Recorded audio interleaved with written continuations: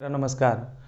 Ajay star LLB academy में आप सभी का स्वागत है। आज हम जानेंगे भारतीय संविधान का अनुच्छेद 15। उसके बारे में हम लोग जानेंगे कि भारतीय संविधान का अनुच्छेद 15 किस बात का व्याख्या करता है या उपबंध करता है। इसके बारे में हम लोग जानेंगे। जो प्रत्येक परीक्षाओं में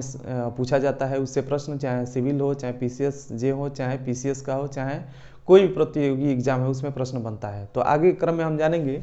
कि अनुच्छेद 15 जो है, यानी अनुच्छेद 15 क्या कहता है। इसके बारे में हम यह जानेंगे कि राज्य जो है, यही राज्य से अपेक्षा किया जाता है। जैसे आप लोगों ने कहा था, जैसे पढ़ा था कि विधि के समक्ष समता और विधियों के समान संरक्षण, यानी विधि के दृष्टि में सभी व्यक्ति समान हैं, विधि से कोई बड़ा नहीं है और विधि जो है उनके साथ इक्वल ट्रीट करेगा। उसी के क्रम में हम ये जानेंगे कि अनुच्छेद 15 यह कहता है राज्य जो है किसी भी नागरिक के विरुद्ध, राज्य जो है किसी भी नागरिक के विरुद्ध उसके केवल धर्म, मूल वंश, जात, लिंग या जन्म के स्थान, यानी इनमें से किसी भी आधार पर भेदभाव नहीं करेगा। यानी राज्य से यह अपेक्षा किया जाता है कि वो भारत में जितने भी नागरिक रह रहे हों, निवासी हों, यानी भारत के नागरिकों के प्रति, चाहे उनके धर्म के आधार पे या उनके जाति के आधार पे या उनके मूल वंश के आधार पे या लिंग के आधार पे या जन्म स्थान के आधार पे, यानी इन्हीं पांचों ग्राउंडों में से किसी भी आधार पे राज्य जो है किसी भी नागरिक के साथ क्या भेदभाव नहीं करेगा। इस पे यह अनुच्छेद 15 जो है प्रतिषेध लगाता है, यानी प्रतिबंध लगाता है। यानी उनके साथ किसी प्रकार का वो भेदभाव नहीं करेगा, वो उसके बारे में बताता है। इसी क्रम में हम ये जानेंगे, ये पहला आर्टिकल 15(1) यही कहता है। यानी जब अनुच्छेद हम 15 दो पढ़ते हैं तो इसमें हम यह जानते हैं कि राज्य जो है, कोई भी राज्य जो है, राज्य के द्वारा अगर कोई भी सार्वजनिक दुकानें हो या कोई भी, ये दोनों की बात करता है, चाहे पब्लिक दुकानें हो चाहे प्राइवेट दुकानें हो, यानी दोनों की यहाँ बात कर रहा है। इसीलिए यहाँ पे स्पेसिफिक यहाँ पोर्शन नहीं दिया है कि सार्वजनिक है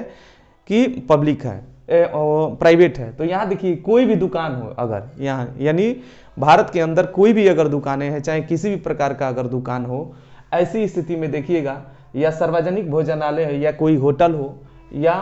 रेस्टोरेंट हो या मनोरंजन का कोई भी ऐसा स्थान हो, यानी उसमें राज्य जो है या आम कोई भी नागरिक जो है, प्राइवेट व्यक्ति भी जो है, उस व्यक्ति को उस होटलों में उन स्थानों पे जाने से निषेध नहीं करेगा, यानी उसे मना नहीं करेगा। वो उसको उसके साथ समानता का व्यवहार करेगा, उसको उसके न ही धर्म के आधार पे, न ही जाति के आधार पे, न ही मूल वंश के आधार पे या न ही जन्म स्थान के आधार पे उसके साथ भेदभाव किया जाएगा। उन सारी चीज़ों का प्रयोग वो भी अपने लिए कर सकते हैं जो समाज के लिए उपलब्ध कराई गई हैं, सरकार के द्वारा जो व्यवस्था उपलब्ध कराई गई है। यानी उसी प्रकार जब हम इसका क्लास बी जब पढ़ते हैं, पूर्णतः जब देखिएगा तो पूर्णतः या भागतः राज्य निधि से अगर कोई भी पोषित, अगर कोई भी ऐसा पोषित, चाहे विद्यालय हो या अन्य कोई संस्थाएं हो, या देखिए यहाँ पे तालाब, जनता के प्रयोग के लिए अगर ऐसी कोई कुआं भी हो, समर्पित हो, या तालाब हो या स्नान घाट हो या सार्वजनिक समानता के स्थान के लिए, यानी सभी के लिए अगर प्रयोग के लिए राज्य द्वारा उपलब्ध कराया गया है, तो ऐसी स्थिति में राज्य जो है किसी भी व्यक्ति के साथ या कोई भी व्यक्ति आम नागरिक के साथ भेदभाव, यानी उस प्लेस में उसके जात के आधार पे उसे जाने से प्रतिबंध नहीं लगाएगा उस एरिया में, यानी चाहे उसे निर्योग्य घोषित नहीं करेगा या दायित्व से उसे डिसेबल अदायित्व नहीं करेगा या उस पर किसी भी प्रकार का निर्बंधन नहीं लगा सकता है। यह अनुच्छेद यह बात करता है। इसी के क्रम में हम यह जानेंगे कि जब अनुच्छेद 15(3) पढ़ते जब हम हैं यहाँ पर, तो एक तरीके से देखा जाए तो यह अपवाद है। एक तरीके से देखा जाए तो यह अपवाद है, यानी राज्य से यह अपेक्षा किया जाता है कि किसी भी व्यक्ति के साथ, यानी उसके धर्म के आधार, अपने नागरिकों के साथ धर्म के आधार पे, जन्म के आधार पे या उसके लिंग के आधार पे या मूल वंश के आधार पे भेदभाव नहीं करेगा। लेकिन यह अपवाद गठित करता है, अनुच्छेद 15(3) यह गठित करता है अपवाद कि राज्य जो है इन लोगों के साथ, यानी मूल वंश, धर्म या किनके साथ, यानी स्त्रियों के उत्थान के लिए, यानी लिंग के आधार पे राज्य यहाँ देखिए भेदभाव नहीं करेगा स्त्री पुरुष में। लेकिन यहाँ पे राज्य को 15 अनुच्छेद 3 के अंतर्गत राज्य को यह पावर दिया गया है कि राज्य जो है स्त्रियों तथा बच्चों के हितों के कल्याण के लिए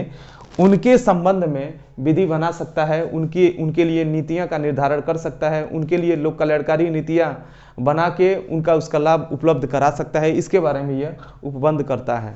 इसी के क्रम में हम जानेंगे जो 15 अनुच्छेद 15(4) जो है यह किस बात का उल्लेख करता है। तो यहाँ यह देखेंगे जब भी हम आरक्षण की बात करते हैं तो शिक्षण संस्थाओं वगैरह में हम आरक्षण की भी बात करते हैं। आगे इसी में पढ़ेंगे, आरक्षण वाला भी इसमें भी चैप्टर है, 15 भी है और 16 के बारे में भी हम लोग इसमें जानेंगे। तो यहाँ हम यह जानेंगे सबसे पहले कि 15(4) में क्या कहता है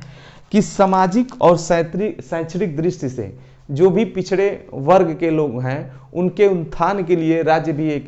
स्पेशल उनके लिए भी कानून बना सकता है और उनके लिए योजनाएं तैयार करके उसका लाभ उपलब्ध करा सकता है। यह भी एक तरीके का अपवादी गठित करता है, यानी राज्य जो है उन व्यक्तियों के साथ जो है एक तरीके का यह जो भेदभाव जो होता है, ये भेदभाव किया जा रहा है, यानी संविधान इधर मना कर रहा है, इसके अंतर्गत राज्य जो है इनके हितों का कल्याण करने के लिए, इनके हितों का कल्याण करने के लिए ऐसी विधि व्यवस्था बना सकता है कि उनका उत्थान, समाज में ये पिछड़े वर्ग के लोग हैं इनका भी उत्थान किया जा सके। इसी के क्रम में हम जानेंगे जब 15 हम 5 पढ़ते हैं तो यहाँ पे भी यही बात की गई है कि सामाजिक या शैक्षणिक दृष्टि से जो भी पिछड़े वर्ग के लोग हैं, चाहे वो SC कास्ट में आते हों, अनुसूचित जाति के हों या अनुसूचित जनजाति के हों या पिछड़े वर्ग के हों या अति पिछड़े वर्ग के लोग हैं, उनको सरकारी संस्था हो या गैर सरकारी संस्था यानी प्राइवेट संस्थाएं हो, जो शिक्षण संस्थाएं हैं, उनमें जो है प्रवेश के लिए राज्य जो है आरक्षण जो है उनके लिए सीटें आरक्षित कर सकता है, यानी उनके लिए आरक्षण की व्यवस्था कर सकता है उनके प्रवेश के लिए। ठीक उसी प्रकार जब हम पढ़ेंगे अनुच्छेद 15(6) जब पढ़ते हैं तो EWS जो भी आर्थिक रूप से, इकोनॉमिकल रूप से जो पिछड़े हैं सामान्य वर्ग के लोग, उनके लिए सरकार ने 10% का, यहाँ देखिएगा, आरक्षण सुनिश्चित कर सकती है शिक्षण संस्थाओं में प्रवेश हेतु, यानी ये व्यवस्था बनाई गई। यानी अनुच्छेद एक तरीके का देखा जाए तो यह कहता है, राज्य से यह अपेक्षा करता है कि राज्य जो है किसी भी नागरिक के विरुद्ध केवल उसके धर्म के आधार पे, जाति के आधार पे, लिंग के आधार पे या मूल वंश के आधार पे या जन्म स्थान के साथ आधार पे, इनमें से यानी 5 में से किसी भी आधार पे उनके साथ भेदभाव नहीं करेगा। किंतु एक लोक कल्याणकारी योजना बनाने के लिए जो राज्य जो है, यानी बालकों और स्त्रियों के उन्नत, यानी उनका उन्नत विकास करने के लिए सरकार क्या करती है, ऐसी स्थिति में जो है इनके साथ भेदभाव भी कर सकती है। तो वो भेदभाव आर्टिकल 15 के अंतर्गत वाली भेदभाव नहीं आता है, यानी उनके उत्थान, यानी जो इन व्यक्तियों के, बच्चों स्त्रियों के उत्थान के लिए राज्य जो है एक कल्याणकारी योजना ला सकता है, उसको लाभ दे सकता है। उसी प्रकार जो पिछड़े वर्ग के लोग हैं, अनुसूचित जाति के लोग हैं या अनुसूचित जनजाति के लोग हैं, उनके उत्थान के लिए शैक्षणिक संस्थाओं में भी, यानी उनके संबंध में उत्थान के लिए विधि व्यवस्था बना सकता है। और उसी भी प्रकार शैक्षणिक संस्था तो हो गया, यानी उनके हितों के लिए भी और भी बहुत सारी चीजें। इसलिए देखिएगा पिछड़े वर्ग को इसी आधार पर 27% का आरक्षण भी दिया गया है, अदर को 18%, 22% ये सरकार के द्वारा तय किया जाता है। उसी के क्रम में हम यहाँ EWS वालों को भी देख लिए हैं कि जो आर्थिक रूप से जो पिछड़े हैं उनके लिए भी ये विधि व्यवस्था बनाई गई है कि उनको 10% का आरक्षण दिया जाएगा और ये होना भी चाहिए। और इसी से प्रश्न बनता है कि संरचनात्मक विभेद से आप क्या समझते हैं। अगर मेंस में आ जाता है संरचनात्मक विभेद से क्या समझते हैं, तो इसी के अंतर्गत स्त्रियों, बालकों और पिछड़े वर्ग के लोगों को लिए जो है यहाँ प्रतिबंध है, लेकिन संरचनात्मक सरकार जो है विभेद करते हुए, यानी इसको सरकार भी भेदभाव कर सकता है, इस पर किसी भी प्रकार का प्रतिबंध नहीं लगाया गया है। इसी के साथ अपनी बात को यहीं पे समाप्त करते हैं। बहुत बहुत धन्यवाद। मेरे वीडियो को लाइक करें, सब्सक्राइब करें और ज़्यादा से ज़्यादा शेयर करें।